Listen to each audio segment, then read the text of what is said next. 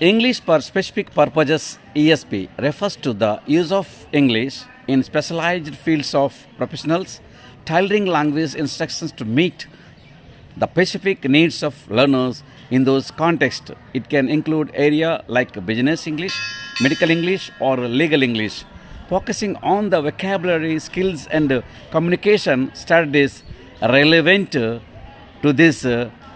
So for this purpose, here is a great speaker. He is none other than JVL Narasimha sir. He is a retired teacher, JVL Narasimha sir, and he is going to share his opinion regarding this particular topic. And if you are the first time, please share and subscribe, and please watch. Let us get into the topic. Welcome, sir, JVL sir. Good morning, all of you.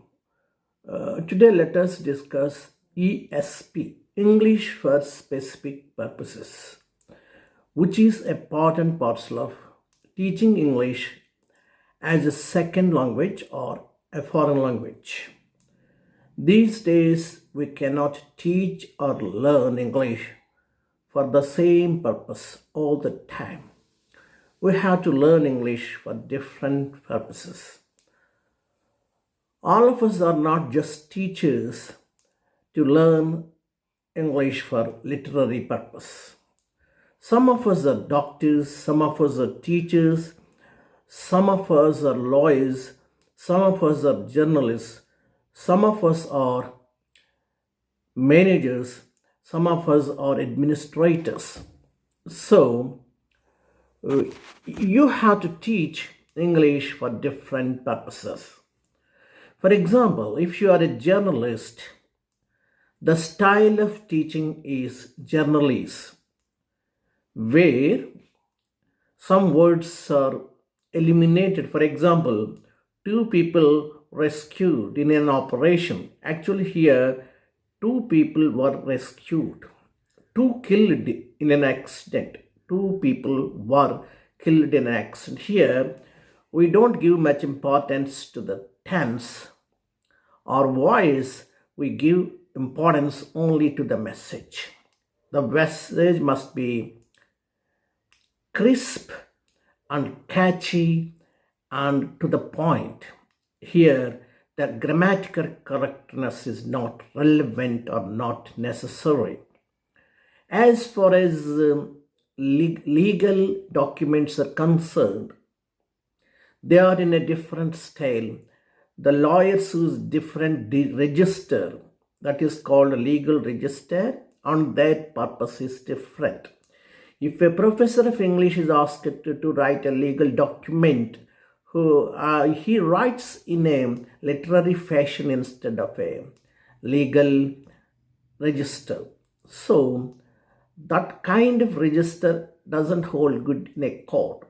So a legal document must be in the legal register, and because the purpose of a legal document is totally different from the purpose of a literary appreciation of a professor.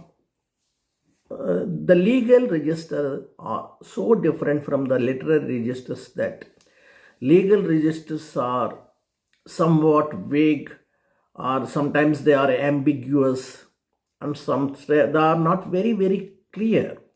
The lawyers intend to be unclear. That is their style, and we cannot blame it, but we have to follow it. As far as the medical register are concerned, the medical report submitted by a doctor cannot be or may not be read by a lawyer, because these are two different professions. And they may not have any idea about other profession. If you are a professor of English, or if you are a professor of legal administration or something, you may not have the basic, may not know the basics of medicine. So we can't write a medical register. A doctor cannot write a legal register. That's the problem here. That's why while teaching in a university or at a private tuition center or something else, they keep all these factors in view, and they teach they pitch their lessons at the level of the learners. Even if they are very advanced, the registers are different and they have to follow different registers for their different purposes. So all the universities are keeping these minds. In fact, these days they are not teaching English in the same stereotyped manner. Gone are the days we learned English only for literary purpose. Even the lawyer and the doctor and everybody used to learn English in the same mode. But these days there is categorization, there is specialization, and there is non-English is taught for different purposes. That is for English for specific purposes. Unless we know these differences of registers and the different purposes, our English sounds to be stereotyped, and also sometimes it may become useless also.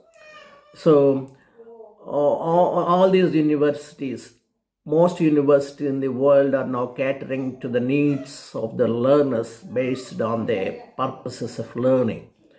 They can't give the same English for all the students at all places. They have to keep in mind the needs of the learners.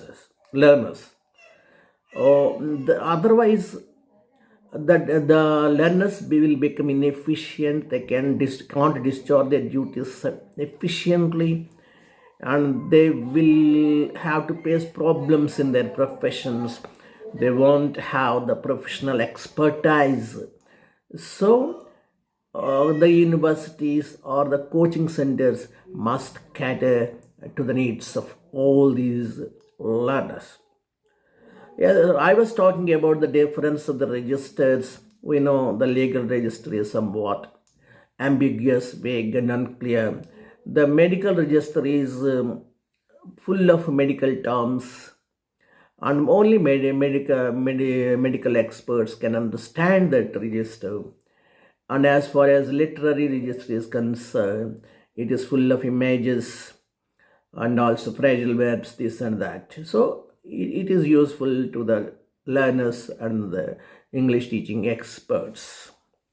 As far as administration and other concerned, their English is somewhat different from ours because they are set in a different tone and different setup and different register. So all of us must try to know all these things, and a lawyer need not learn the discourse or the register or the style of a literary expert, and a literary expert need not learn the style of a doctor. So based on your profession, you have to learn English for your purpose, and you have to enrich your style of writing, and you can become, and a literary expert need not learn the style of a doctor.